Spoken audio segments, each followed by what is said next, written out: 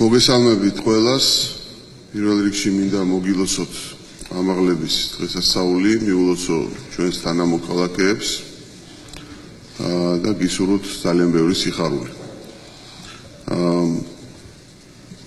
პირველი საკითხი, რომელიც მინდა წარმოვადგინო, ეს არის მაღალმთიან რეგიონებში სახელმწიფო საკუთრებაში არსებული სათიბ-საძოვრების რაციონალური გამოყენების სახელმწიფო პროგრამა.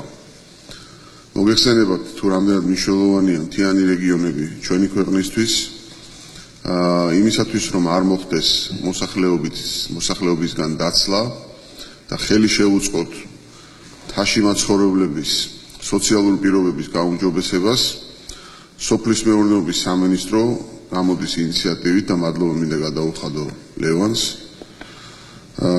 ძალიან მნიშვნელოვანი პროგრამით, რომელიც ითვალისწინებს მთიან რეგიონებში კოოპერატივების შექმნის შემთხვევაში მთელ რიგ დახმარებებს სახელმწიფოს მხრიდან. ეს იქნება დახმარებათა პაკეტი, ეს იქნება ტექნიკის გადაცემა, სათიბ-საძოვრების გადაცემა, იმისათვის რომ მეცხოველეობის განვითარებას შეუწყოთ ხელი.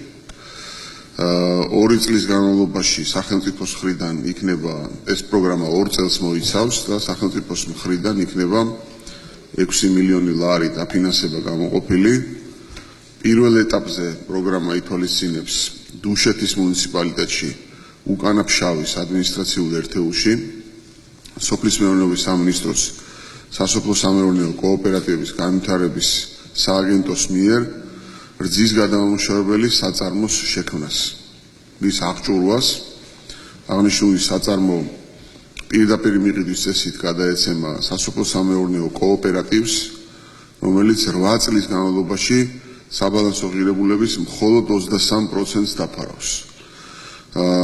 ეს არის სახელმწიფოს მხრიდან ფინანსური მხარდაჭერა სასოფლო-სამეურნეო საქმიანობაში ჩართული ჩვენი მოსახლეობის ეკონომიკური გაძლიერების მიზნით და მოდელად ჩვენ ავიღეთ ქართულ-შვეიცარიული ერთობლივი ძალიან წარმატებული პროექტი, რომელიც რაჭაში ხორციელდება. ეს არის კომპანია ლაუნშტეინის პროექტი და ეს პროგრამა გაგრძელდება, რა თქმა უნდა, სხვა მთიან რეგიონებში. ეს საპილოტე პროექტია, რომელიც მე მოგახსენეთ.